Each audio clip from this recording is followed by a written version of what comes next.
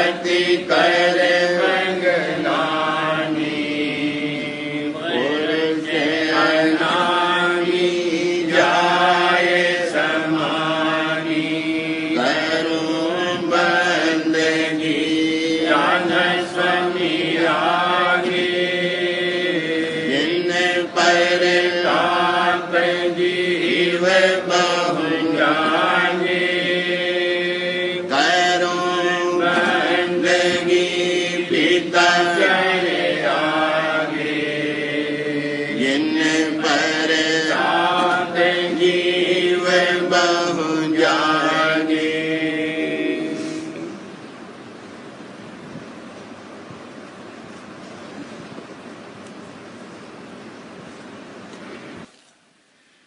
रोम रोम मेरे तुम आधार रोम रोम मेरे तुम आधार रग रग मेरी करत पुकार रग रग मेरी करत अंग अंग मेरा करे गुहार अंग अंग मेरा करे गुहार अंग अंग मेरा करे गुहार बंद बंद से करो बंद से करो जोहार हे राधा स्वामी अधम उद्धार राधा स्वामी अधम उद्धार मैं के कर तुम दीन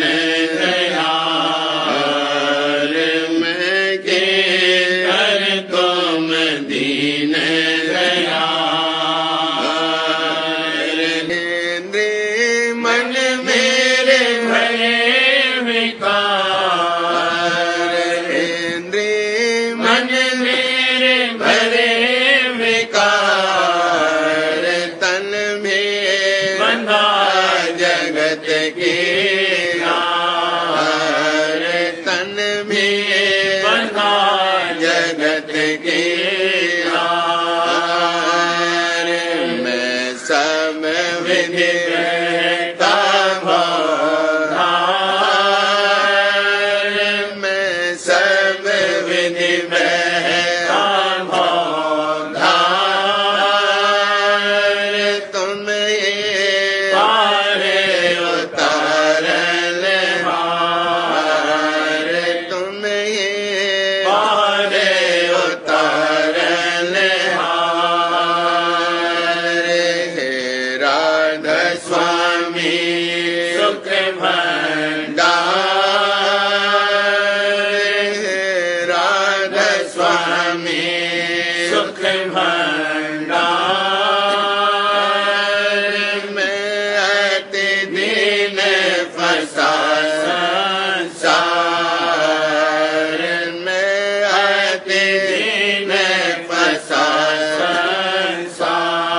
संसार काले निकारो मोहिदार काले निकारो मोहिदार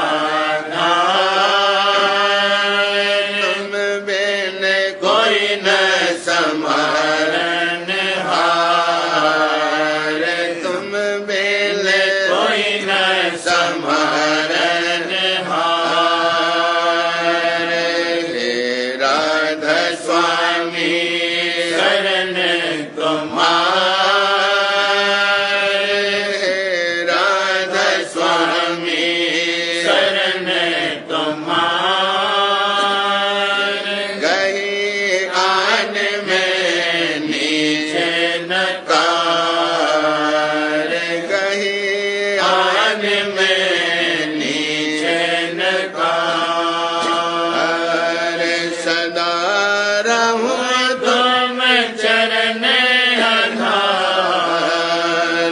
सदा रहूं तुम चरण आधार सदा रहूं तुम चरण आधार कभी न बिछड़ो यही पुकार कभी न बिछड़ो यही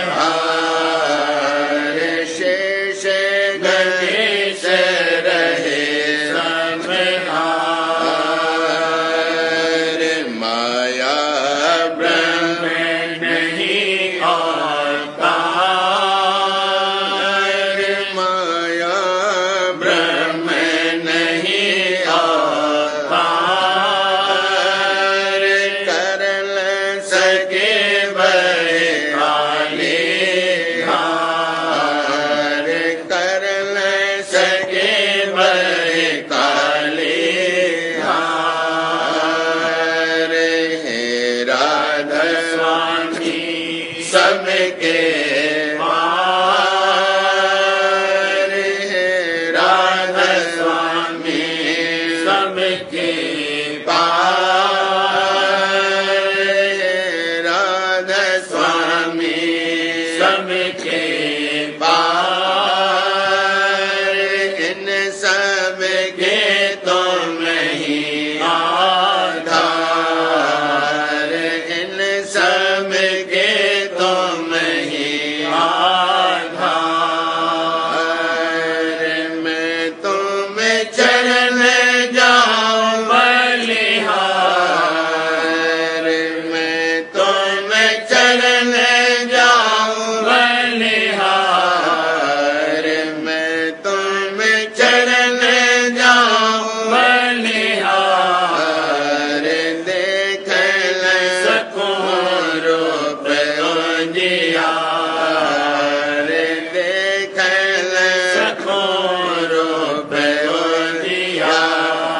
उजियार तेज पुंज तुम अगम अपार तेज पुंज तुम अगम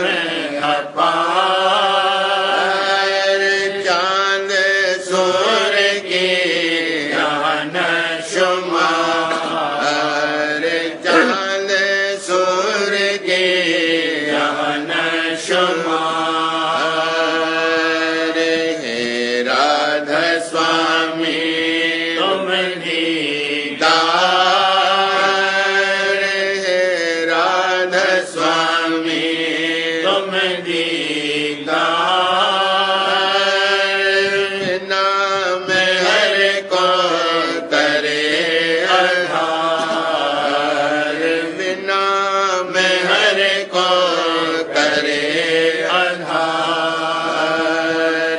राधा स्वामी नाम तुम्हारे राधा स्वामी नाम तुम्हारे राधा स्वामी नाम तुम्हारे यही मेरा कुल और यही परिवार यही मेरा कुल और यही परिवार यही मेरा कुल और यही परिवार राधा स्वामी बार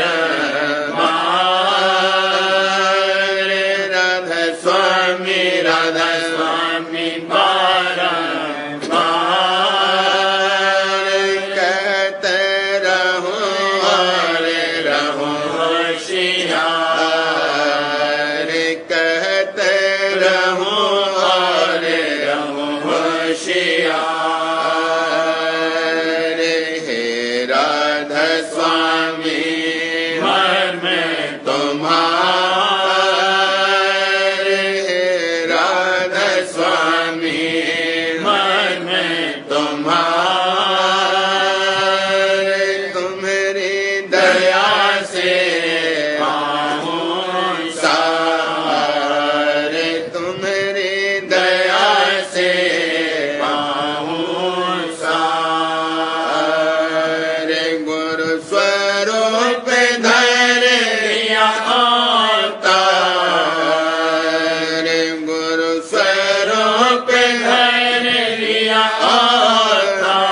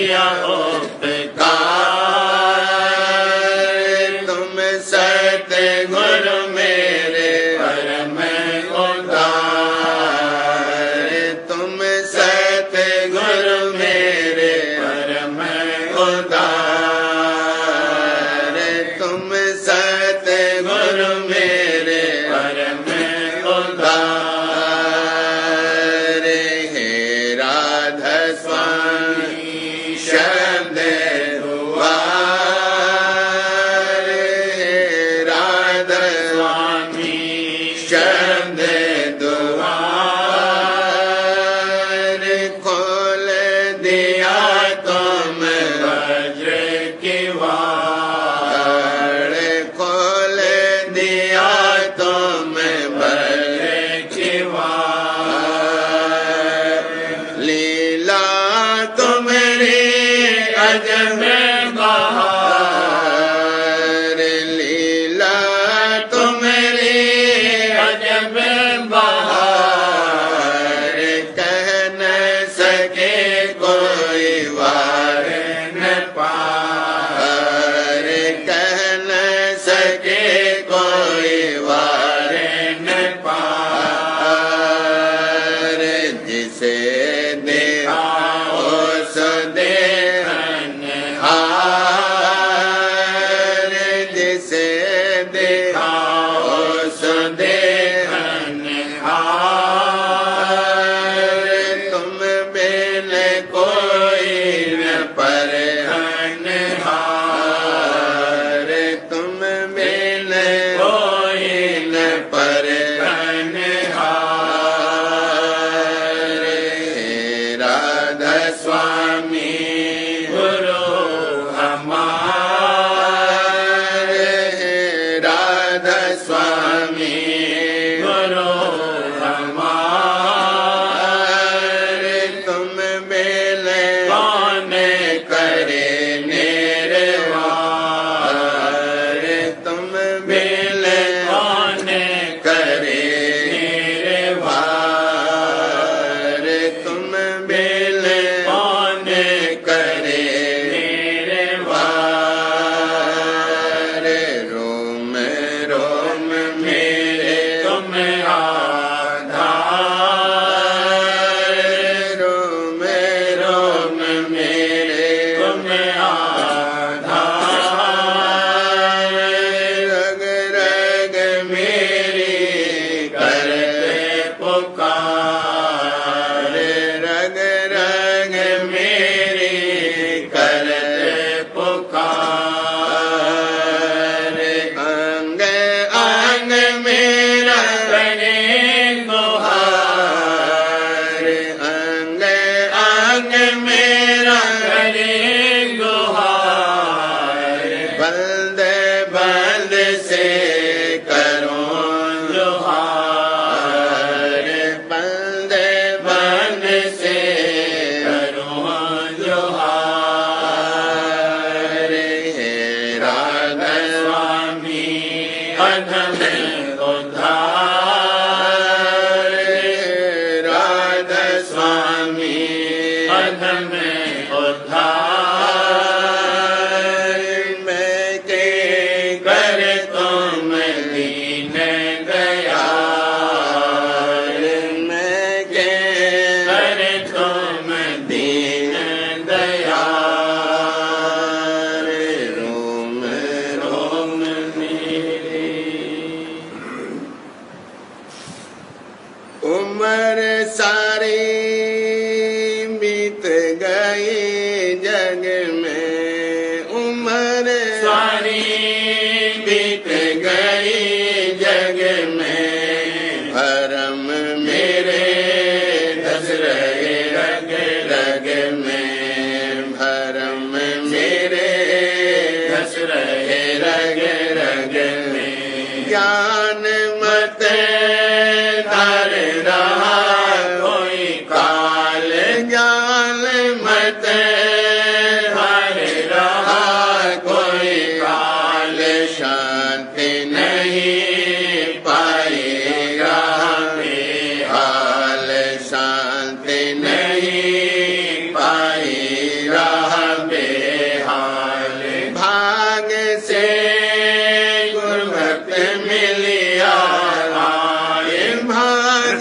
से गुरभक्त मिलिया आए संत मत विद दिया दर्शाए संत मत विद दिया दर्शाए समझ में आई सतमत रीत समझ में आई सत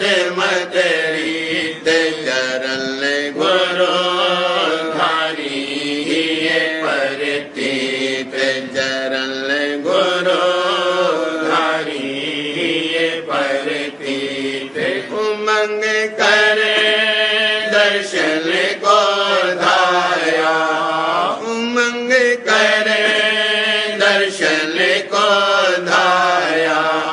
देख सत संगत हर आया, देख सत संगत हर खाया। अजब गत रसमि मत जानी, अजब गत रसमि मत जानी। शब्द की महिमा मन मानी, शब्द की महिमा मन मानी। कर्म और भरम किए सब दूर, कर्म और भरम किए सब दूर। जगत के सम्मत देखे कूड़, जगत के सम्मत देखे कूड़। शब्द बिन सब जग रहा अंधा, शब्द बिन सब जग रहा अंधा। संत बिन को काटे बंधा, संत बिन को काटे बंधा। भाग मोहे निर्बल का जारा, भाग मोहे निर्बल का जागा। चरण में गुरु के मन लागा, चरण में गुरु के मन लागा। सूरत और शब्द जुगत धारी, सूरत और शब्द जुगत धारी। मेरे में जन संग की यारी, मेरे में जन संग की यारी। मेरे में जन संग की यारी। हुआ मेरे मन अस विश्वासा, हुआ मेरे मन अस विश्वासा। हुआ मेरे मन अस विश्वासा।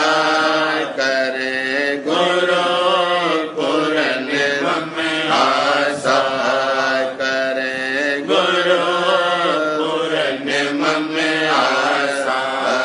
करे गुरु पूरन मम आशा। रहूं नित गुरु चरणल दासा, रहूं नित गुरु चरणल दासा। चरण में रसमि पाऊं बासा, चरण में रसमि पाऊं बासा। चरण में रसमि पाऊं बासा। उम्र सारी बीत गई जग में, उम्र सारी बीत गई जग में। हाँ उम्र सारी बीत गई जग में। भरम मेरे रस रहे रग रग में, भरम मेरे रस रहे रग रग में।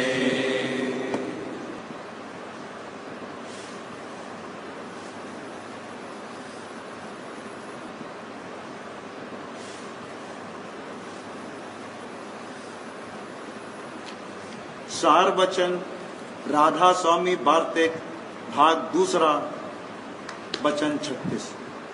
जब तक श्वासा है गुरु भक्ति करे जाना चाहिए।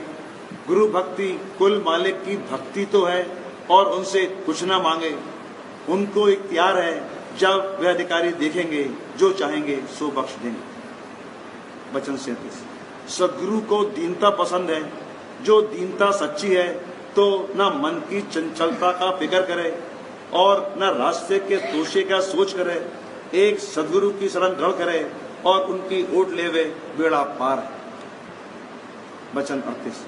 जिनके जड़ चेतन की गांठ बंधी है वह काम, क्रोध, लोभ, मोह, अहंकार में बरतते हैं। कभी शील, क्षमा, संतोष का बर्ताव हो जाता है, सूबी ऊपरी अंतर में तो वही रस लेते हैं। और जिनकी जड़ चेतन की गांठ खड़ी हुई है उनके कभी काम, क्रोध, लोभ, मोह, अहंकार पास भी नहीं आते। वचन 39। मालिक सबके साथ हर वक्त मौजूद रहता है। अच्छा और बुरा जो कोई काम करता है सबकी बर्दाश्त करता है। जब उसकी मर्जी होगी तब उससे वह काम नहीं करावेगा और किसी के कहने से कोई नहीं मानेगा। नाहक क्यों किसी को दुखाना। जिसको अपने ऊपर श्रद्धा और प्रतीत होवे उसके समझाने में दोष नहीं है और वही मानेगा। वचन 40। कर्मी और शरई और ज्ञानी कभी संतों के वचन को नहीं मानेंगे। ये संसारी चाह वाले और बुद्धि के विलास वाले हैं। उनको संतों के सत्संग में आना भी मुनासिब नहीं है। और निर्मले सन्यासी, ज्ञानी, वेदांती, निहंग और मूरत, तीर्थ व्रत वाले और जो वेद, शास्त्र, पुराण, कुरान के कैदी हैं और परमार्थ का दर्द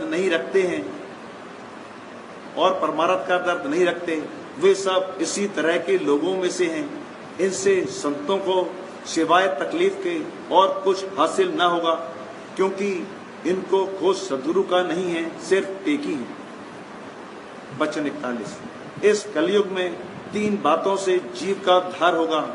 एक सदगुरु पूरे की शरण, दूसरे सत्संग और तीसरे नाम का सुमरन और सरवन। और बाकी सब झगड़े की बातें हैं। इस वक्त में सिवाय इन 3 बातों के और कामों में जीव का काज होता है।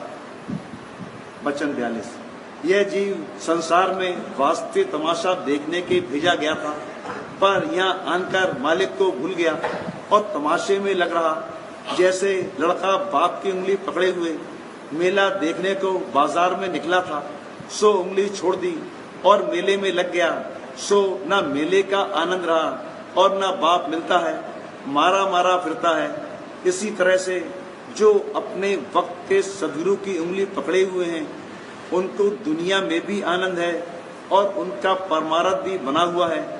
और जिनको वक्त के सदगुरु की भक्ति नहीं है वह यहाँ भी दर बदर मारे फिरते हैं और अंत को 84 में जावेंगे। वचन 43। जो शब्द का रस चाहे तो मुनासिब है कि एक वक्त खाना खावे, और जो हर रोज 2 या 3 बार खाना खावेगा उसको शब्द का रस हरगिज नहीं आवेगा। वचन 44। जिंदगी वही सफल है जो सदगुरु सेवा और मालिक के भजन में लगे, और धन वही सफल है जो सदगुरु और साथ की सेवा में खर्च होवे। और लड़के वाले और कुटुंबी इसके वही हैं जो परमार्थ में संग देवे। वचन 45। जो सदगुरु की प्रीत और उनका निश्चय करेगा उसको शब्द भी मिलेगा, और जिसको सदगुरु की प्रतीत नहीं है वह शब्द से भी खाली रहेगा। वचन 46। काम, क्रोध, लोभ, मोह, अहंकार की जड़ और आशा तृष्णा की मैल अंतःकरण में है। सो यह मैल सदगुरु की प्रीत से जावेगी और प्रेम आवेगा। जब प्रेम आया तब ही काम पूरा हुआ। वचन 47। सेवक का धर्म यह है कि सिवाय सदगुरु के और सबकी शरण तोड़ देवे और सदगुरु को ही मुख्य करके पकड़े। और जो सेवक ऐसा नहीं करेगा तो सदगुरु अपनी दया से आप पकड़ेंगे, पर उसको जरा तकलीफ होगी।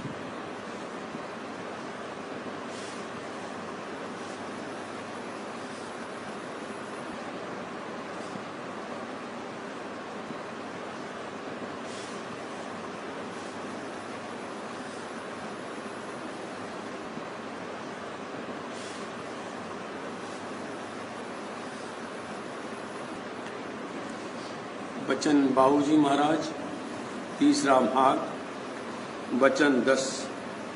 आगरा, 27 फरवरी सन 1938। जिसको जिस चीज की कदर होती है उसके लिए वह बड़ी तवज्जो से कार्रवाई करता है। ज्यादातर लोगों को दुनिया की कदर है और उसके काम बड़े शौक से करती हैं, परमात्मा में तवज्जो नहीं देती क्योंकि उसकी जरूरत नहीं समझते, हालांकि उसकी बहुत ज्यादा जरूरत है। परमात्मा की कदर चित्त में पैदा होने के लिए दो बातों की जरूरत है। पहले संसार की कदर चित्त से निकले और दूसरा दुनिया के और सम्मत और मजहब ओछे मालूम होने लगे। जिसको जिस चीज की कदर होती है वह उसके लिए बड़े शौक के साथ काम करता है, उसी में उसकी तवज्जो जाती है। जिसमें ज्यादा शौक आता है उससे ताल्लुक रखने वाली कार्रवाई बड़े शौक के साथ करता है और वह सब पर फायक रहती है। संसार में हजारों लाखों जगह में इंसान की तवज्जो जाती है और बेशुमार आरज़ुएं और आशाएं हैं जिनका कोई ठिकाना नहीं है। संसार में जो इस तरह जगह जगह और जितनी मिकदार में तवज्जो जाती है उसके मुकाबले में परमात्मा में जितनी तवज्जो जाती है वह बहुत ही कम है। संसार में जल्द तवज्जो आ जाती है, कुछ सिखाने की जरूरत नहीं होती। आप ही आप संसारी वस्तुओं की कदर किसके दिल में पैदा हो जाती है। वजह इसकी यह है कि यह जन्मान जन्म से ऐसा करता आया है और उनकी मोहताजी और जरूरत महसूस करता है। बरक्स इसके परमात्मा में तवज्जो का आना बड़ा मुश्किल है क्योंकि इसकी जरूरत और मोहताजी नहीं समझता। हकीकत में परमात्मा की बड़ी भारी जरूरत और मोहताजी है, वह इसका जीवन है। अंतर में जो चैतन की धार आ रही है वही चैतन इसकी जिंदगी है। इस बात का इसको पता नहीं है। समझाने बुझाने और कहने सुनने से भी इसके दिल में उसकी कदर पैदा नहीं होती। परमार्थ और भक्ति के लिए जोश और उत्साह और उमंग उठती ही नहीं। संसारी चीजों की मसलन धन की कदर बहुत जल्द आ जाती है। 5 बरस के बच्चे को भी रुपए पैसे से मोह होता है। बच्चे को अगर पैसा दो तो और सब चीजों को पटक देगा। वजह इसकी ये है कि जन्मान जन्म से ऐसी ही बनावट चली आती है। मनुष्य को यह विश्वास है कि धन से संसार में सब काम हो सकते हैं। अगर रुपया न हो तो कुछ भी नहीं कर सकते। यहाँ तो रुपए की बड़ी भारी जरूरत और मोहताजी है। ऐसी सूरत में धन की कदर होना कुदरती बात है। परमात्मा की जरूरत तो जैसा कि ऊपर कहा है बहुत ज्यादा है, मगर इस वक्त इसको वह जरूरत महसूस नहीं होती, इसलिए उसके वास्ते चित्त में कोई चाह नहीं है। यह कहता है कि अगर धन हो तो बादशाह कर सकते हैं। एक मानी में यह कहना भी ठीक है, मगर बहुत सी ऐसी रुकावटें हैं जिनको धन नहीं हटा सकता। बहुत सी ऐसी चीजें हैं कि अगर वे न हो तो बादशाह नहीं कर सकता। मौत के वक्त धन पड़ा रहेगा, कोई नहीं बचा सकता।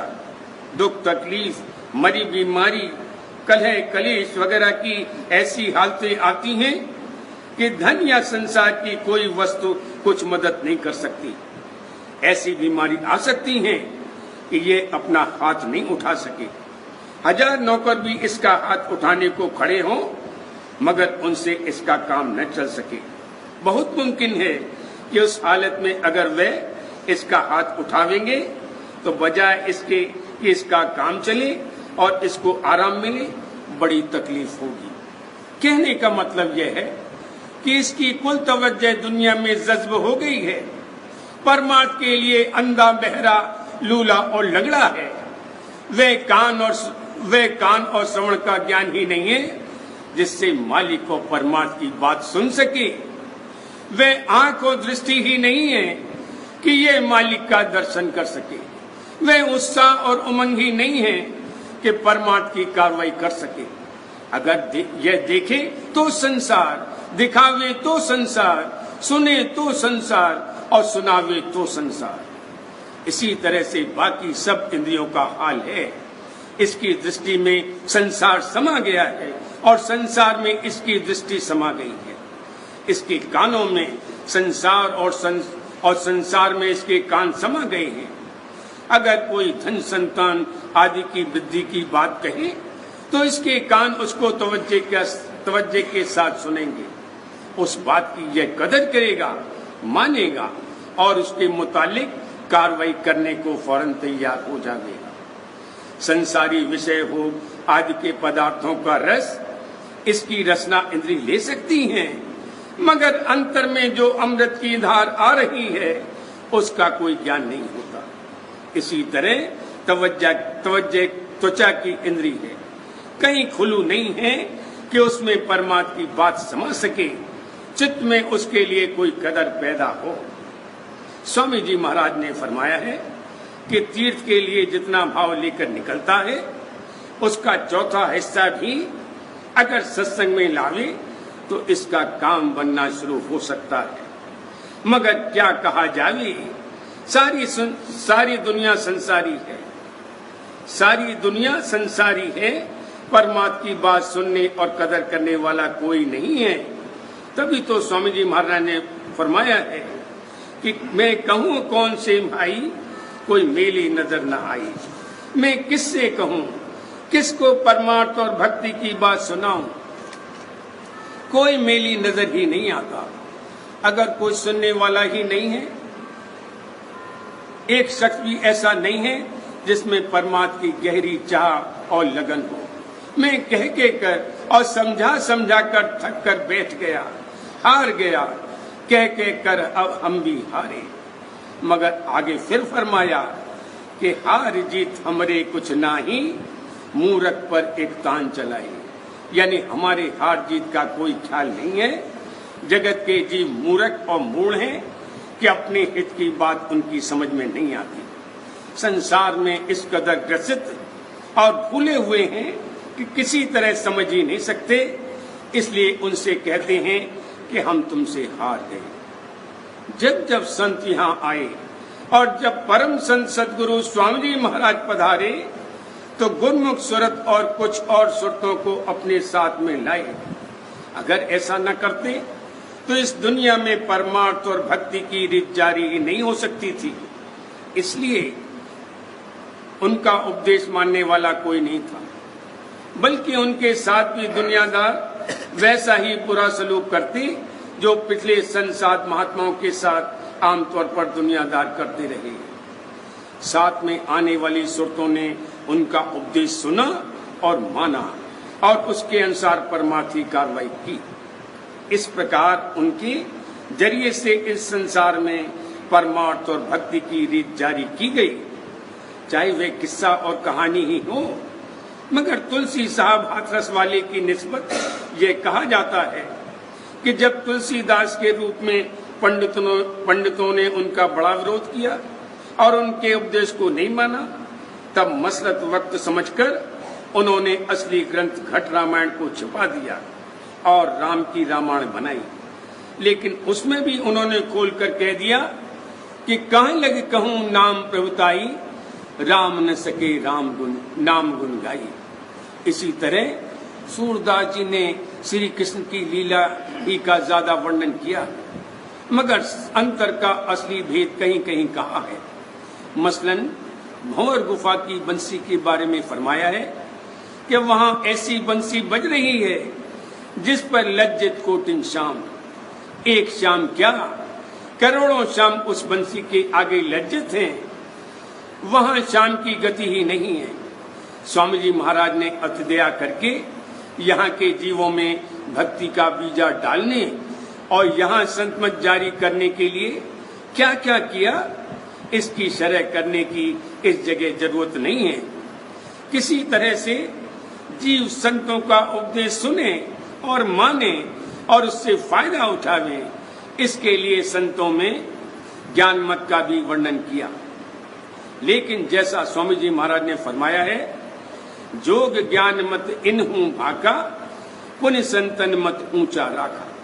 संतों को ज्ञान मत से कोई मतलब नहीं है, मगर जीवों की ऐसी दशा थी और है कि किसी न किसी लाग और ओझले में कोई बात कही जावे तो उसे सुन भी लें, वरना सुनते तक नहीं। इसी तरह जिन लोगों को महज कड़ा प्रसाद और सतनाम की टेक थी, उनको स्वामी जी महाराज ने सतनाम का ही उपदेश किया, इस गरज से कि वैसे सतनाम की टेक से कुछ भी हासिल नहीं होगा। अगर हमसे सतनाम भी लेंगे और किसी दर्जे का हमें भाव और प्रीत लावेंगे तो कुछ फायदा होगा और आगे के लिए रास्ता खुल जाएगा। बात यह थी कि राधा स्वामी नाम सुनने वाला कोई नहीं था। राधा स्वामी नाम का उपदेश करते तो कोई भी उन पर भाव नहीं लाता और नहीं मानता। अगर सत्य नाम का उपदेश किया तो किसी दर्जे तक उन पर भाव तो लाए और उनको समृद्ध पुरुष तो माना। यह बड़ा भारी फायदा उनको हुआ। सत्य नाम की कौन कहे? स्वामी जी महाराज ने बहुतों को ओंकार का ही जाप बताया था। कई मुसलमानों को हु व हक का जाप करने को कह दिया जाता था। इसमें यह मतलब है कि वे लोग राधा स्वामी नाम तो मान नहीं सकते, अगर यह नाम बताए जावेंगे तो मान लेंगे। इसलिए अगर समृद्ध पुरुष के द्वारा सत्य नाम और ओंकार हु और वह का हक का उपदेश भी लिया होगा और अभ्यास किया होगा तो कुछ न कुछ फायदा जरूर होगा और वैसे बिल्कुल खाली ही रहेंगे। मगर कई लोग इसकी दलील पेश करके राधा स्वामी नाम नहीं कबूल करते और सतनाम को पकड़े हुए हैं। ये टेक और पक्ष है, ये परमार्थ में विघ्न कारक है। स्वामी जी महाराज ने फरमाया है कि राधा स्वामी मत उसका है जो राधा स्वामी नाम पर फिदा है। जो राधा स्वामी नाम पर फिदा होगा वह इस नाम और मत की धारणा करेगा। बार बार करूं विनती राधा स्वामी आगे, दया करो दाता मेरे चित चरण लागे। जन्म जन्म रही भूल में नहीं पाया भेदा, काल कर्म के जाल में रही भोगत जीवा। जगत जीव हर मत फिर नित चारों पानी, ज्ञानी योगी पिल रहे सब मन की वाणी। आगे जगा मेरा आदि का मिल सतगुरु आई। राधा स्वामी धाम का मोह भेद जलाई। ऊंचे से ऊंचा देश है वह अधर ठिकानी। बिना बाजे नहीं सुध शब्द निशानी। राधा स्वामी नाम की मोह महिमा सुनाई।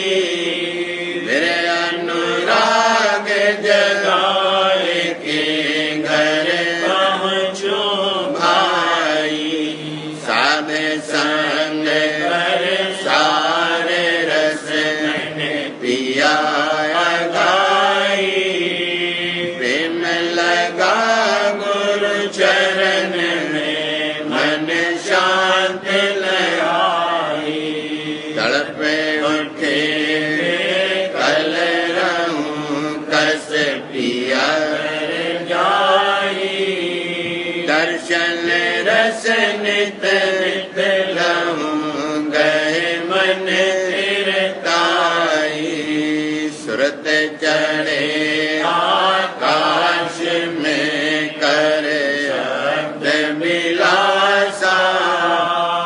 धाम धाम निर्गत चले पावे निज घर वासा।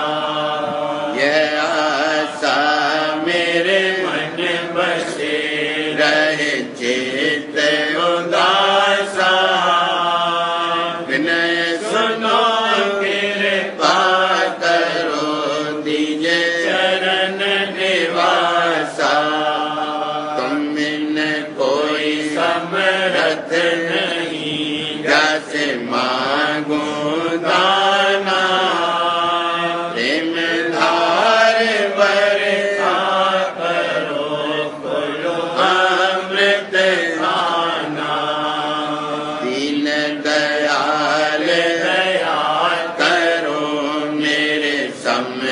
समरथ स्वामी शुकर करूँगा गावत रहूं नित राधा स्वामी दीन दयाल दया करो मेरे समरथ स्वामी शुकर करूँ गावत रहूं नित राधा स्वामी शुकर करूँ गावत रहूं नित राधा स्वामी बारे बारे करूं बीनती राधा स्वामी आगे दया करो दाता मेरे चरणन लागे दया करो दाता मेरे चरणन लागे बार बार कर जोड़ कर सविनय करूं पुकार साध संग मोह देवन कर परम गुरु दाता कृपा सिंधु समरथ पुरुष आदि अनादि अपार राधा स्वामी परम पितो मैं तुम सदा आधार बार बार बल जाऊं तन मन वारूं चरण कर क्या मुखले में गाऊं मैं हर करी जस कृपा कर धन धन गुरुदेव दया सिंध पूरन धनी नित्य करो तुमसे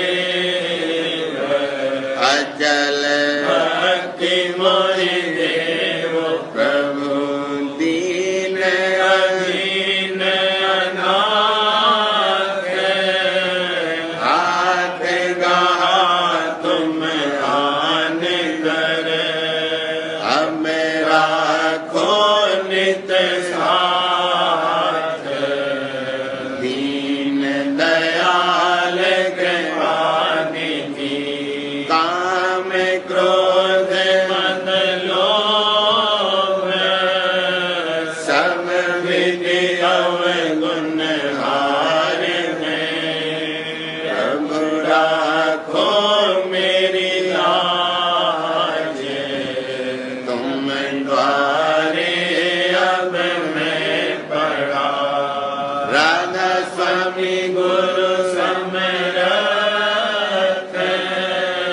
तुम बिन और न दूसरा अब करो दया पर